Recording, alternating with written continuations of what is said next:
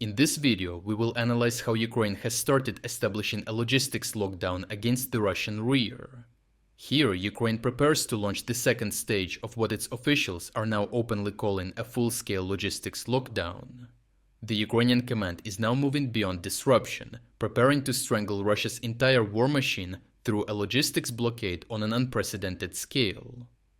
The first phase of the Ukrainian campaign targeting Russia's logistics network has already produced significant results, as Ukrainian units have dramatically increased the number of medium-range strikes against Russian logistics targets. Namely, one of Ukraine's special operations units recently conducted more than 500 strikes against Russian vehicles, convoys, and rear-area logistics assets in just 1 week. At the same time, independent analysts have documented more than 1,000 geolocated medium-range strikes since January this year.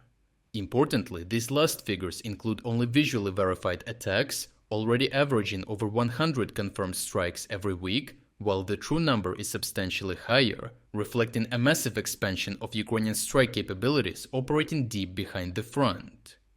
The objective of this first stage was to disrupt Russian sustainment before supplies ever reached frontline troops. Ukrainian drones systematically targeted fuel tankers, transport vehicles, depots, warehouses, command posts, and critical supply routes connecting Russian-controlled territories. The campaign proved particularly effective along the Melitopol-Crimea highway, where destroyed vehicles created bottlenecks severe enough to force Russian convoys onto secondary roads throughout the Kherson region.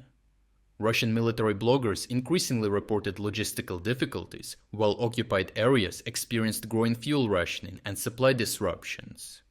The campaign successfully imposed a growing burden on Russian supply lines and contributed to the slowing of Russian offensive operations.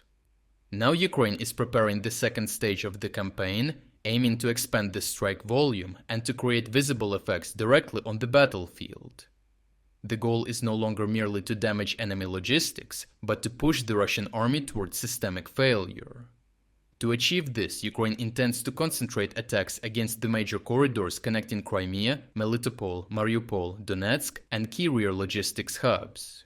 Fuel trucks, ammunition carriers, repair vehicles, engineering equipment, rail transfer stations, road junctions, bridges, and convoy assembly points are expected to remain priority targets. Rather than striking isolated vehicles, the Ukrainian army will increasingly aim to make entire transportation networks unreliable and dangerous.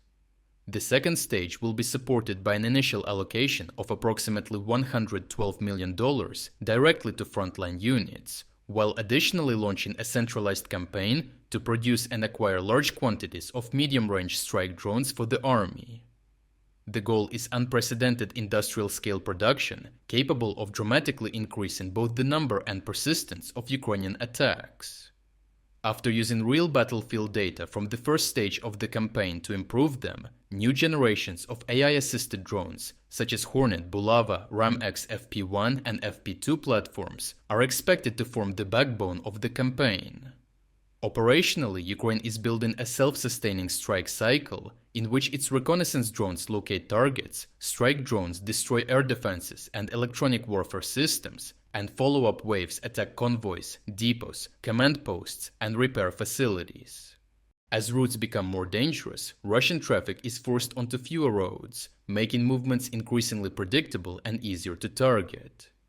Over time, the goal is to make entire logistics corridors permanent death zones, stretching up to 200 kilometers behind the front. Ukrainian drones already threaten Russian logistics 20 to 50 kilometers behind frontline positions. If production expands as planned, weekly strike numbers could rise several times above current levels, making the effects of a successful second phase of the campaign profound. Russian convoys will be forced to travel primarily at night, while fuel shortages will quickly expand into ammunition shortages, repair cycles could lengthen, and artillery expenditure could become increasingly constrained.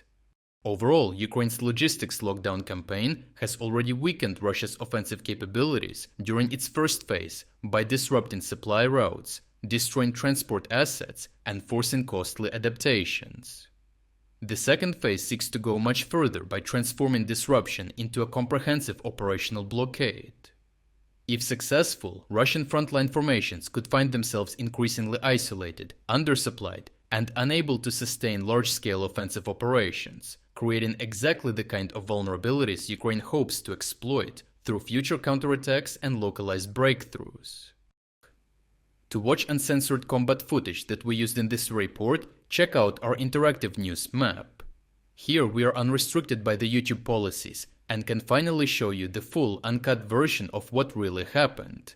But what is even more important, this map will give you access to all our analysis of significant events that go far beyond of what we can include in our short daily videos. Finally, we are officially releasing the second generation of our interactive map. What you are seeing on your screen right now is a significantly enhanced and far more powerful version of the map that has even more advanced features and news analytics tools. To celebrate the launch of the new map, we are also launching a 50% sale on all subscription plans. Starting from just $4.99, you will not only gain premium access to the map, but you will also unlock all our exclusive strategic updates, frontline overviews, and strategic geopolitics videos. So check out the link in the description to become an exclusive member of our community. I truly appreciate everyone who stepped up to join us. Your support means the world to us.